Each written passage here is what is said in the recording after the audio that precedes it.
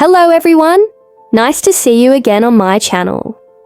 You ever sit across from someone you love, someone you've trusted, and suddenly realize something's off?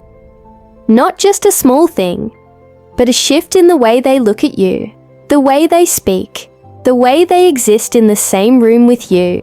It's subtle, but it's loud at the same time. That's where we begin. Because when a woman cheats, the first thing she says to you is not always what you expect. It's rarely a confession. It's not usual. Hey, I did something wrong. Most of the time, it's something far more complex. It sounds like a question, a distraction. Sometimes, it's wrapped up in blame.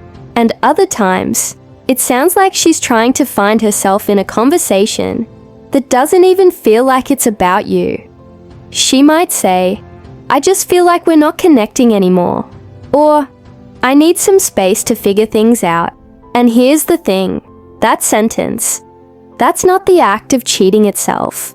That's the emotional aftermath surfacing through language. It's the early smoke before you realize there was a fire. Let's talk about that space. Because when she says she needs it, what does that really mean? In psychology, when someone starts pulling away emotionally, it's often a sign of inner conflict. It doesn't necessarily mean she planned anything, but if she's already emotionally checked out, or if she's emotionally invested in someone else, that need for space is a signal she's navigating guilt, confusion, or justification. And it's not always a planned betrayal. It's not always premeditated. Sometimes it happens in moments of emotional weakness, where she felt unseen, unheard, or disconnected from the relationship. That's not an excuse, but it is part of the explanation. And if we're going to understand female psychology, especially when it comes to infidelity, we have to stop looking for simple answers. Women don't cheat the same way men do. Statistically, when women step outside of a relationship, it's less about the physical and more about the emotional.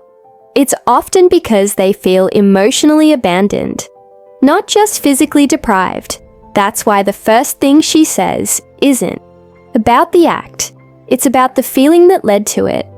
You might hear her say things like, "I just don't feel like myself anymore," or "I've been so lost lately." And if you listen closely, you'll realize that what she's really saying is, "I've crossed a line, but I'm not ready to face it yet." There's often a period where guilt and rationalization live side by side. She might start arguments out of nowhere. Suddenly, everything you do feels wrong. You leave your shoes by the door. She's upset. You answer a text too slowly. Now you're being distant. These aren't the real problems. These are emotional projections. She's trying to balance the internal guilt by externalizing frustration. Because if you're the problem, then maybe, just maybe, she isn't the one to blame entirely. That's the defense mechanism at play. But again, none of this is about condemnation. We're not here to villainize anyone. We're here to understand. That's the difference between judgment and awareness. So what happens next? She might try to reconnect. She might get overly affectionate, out of nowhere, and you might feel hopeful. But sometimes, that's not love returning. That's guilt reaching out for comfort. Psychology calls this a fair fog, a state where the cheater is caught between fantasy and reality, trying to make both worlds feel valid. Now, if you're on the other end, if you're the person being cheated on, it's incredibly disorienting because it doesn't hit all at once. It seeps in, slowly. First you notice the distance, then the confusion, then the late replies, the odd defensiveness. And you keep asking yourself, is it me? Am I overthinking? That's the mind trying to rationalize something your intuition already knows. When someone cheats, there's a massive internal war inside them, especially if they still have feelings for their partner. That war shows up in the way they speak, the avoidance, the way they stop looking you in the eyes during conversations, The way "I love you" starts feeling more like a routine than a real sentiment. That's what you're picking up on, even when you can't explain it yet. And here's something we don't talk about enough.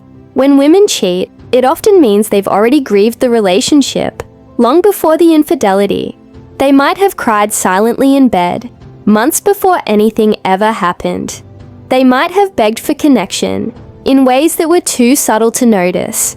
So when they finally step out, emotionally or physically, they're not just looking for a thrill. They're looking for relief, closure, escape. It's not right, but it's human.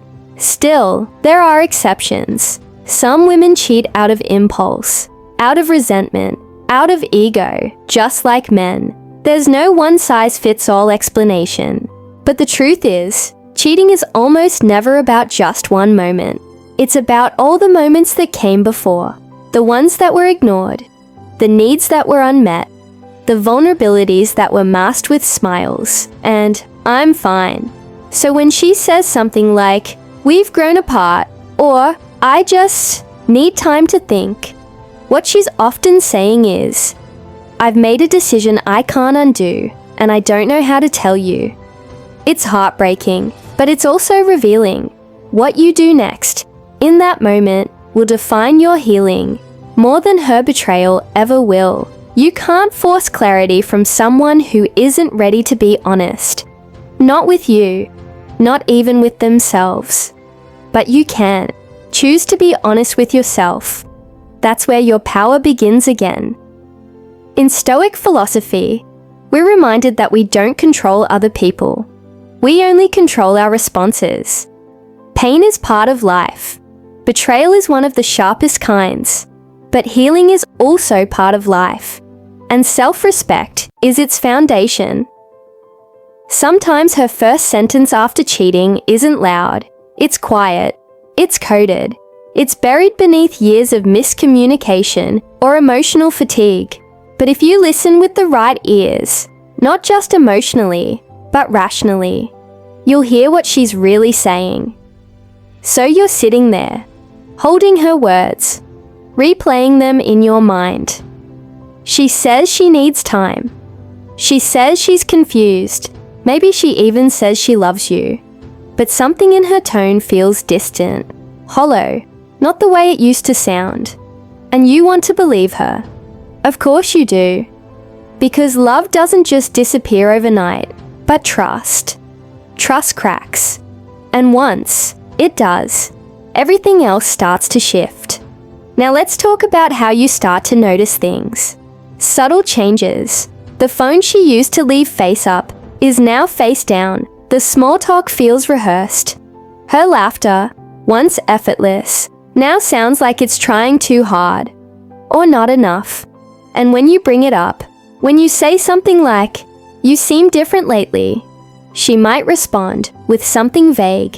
Something like, "I've just been stressed," or "It's nothing, you're overthinking." And here's the psychology behind that. When someone feels guilty, they often try to manage your perception of reality. Not because they want to hurt you further, but because they can't handle their own shame. So they downplay things. They make you question your instincts. That's called gaslighting, and it can be incredibly disorienting. But it's not always malicious. Sometimes it's just someone who hasn't come to terms with their own actions. They don't know how to say, "I messed up." So instead, they create emotional distance and try to make you feel like the emotional one, like the sensitive one, like the problem isn't what happened, it's how you're reacting to it. That's when you need to pause and remember, your intuition isn't broken. Your instincts are whispering to you because your mind can't always keep up with what your heart is sensing. And somewhere deep inside, she knows this too. That's why she seems uncomfortable when you get quiet.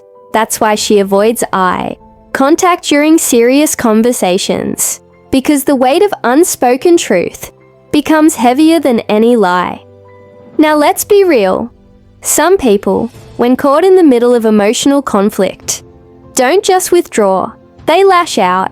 They might say things like, "You never appreciated me," or "You didn't notice when I was hurting."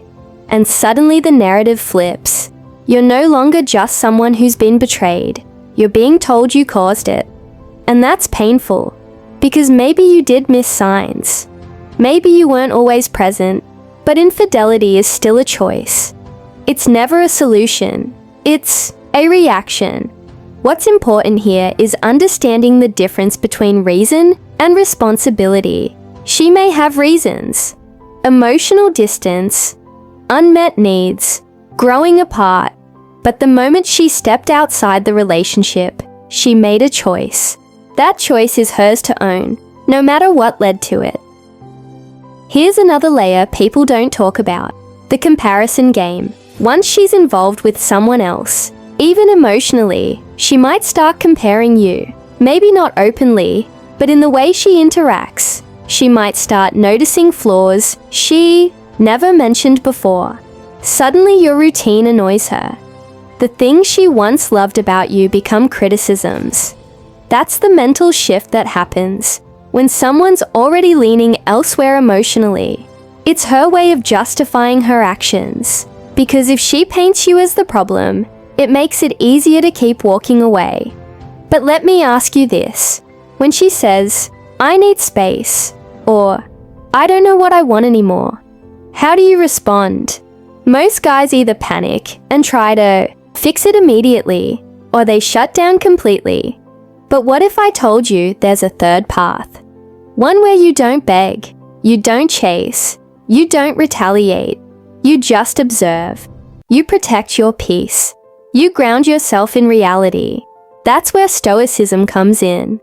Because a stoic man doesn't collapse when someone else breaks his trust. He doesn't explode. He doesn't become bitter.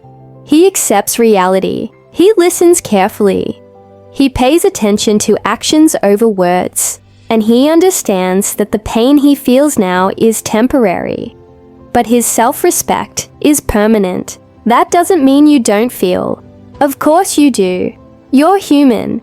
But it means you don't let your emotions make decisions for you. You don't fight for someone who isn't fighting for you. You don't try to fix a relationship that only you are trying to keep alive.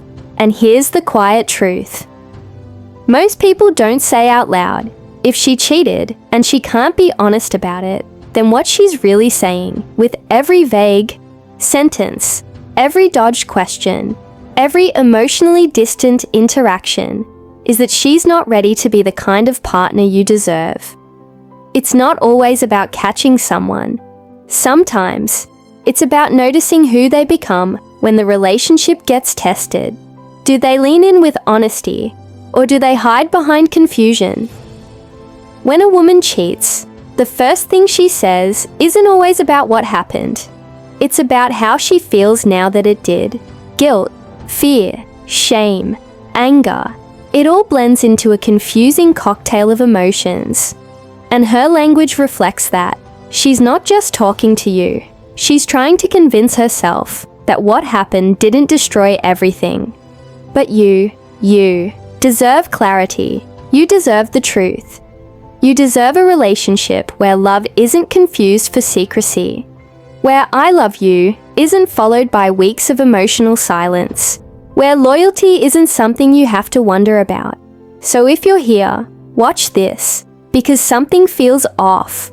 Listen to that feeling. Don't panic. Don't accuse. Just listen. Pay attention. And most importantly, stand firm in who you are. Because whether she tells you the truth today, or next month, or never, that truth always has a way of coming to the surface. And when it does, I hope you've already started healing. I hope you've already begun choosing peace over chaos, self-respect over confusion. Because the first thing she says after cheating, it might not be the truth, but the way she says it, that tells you everything.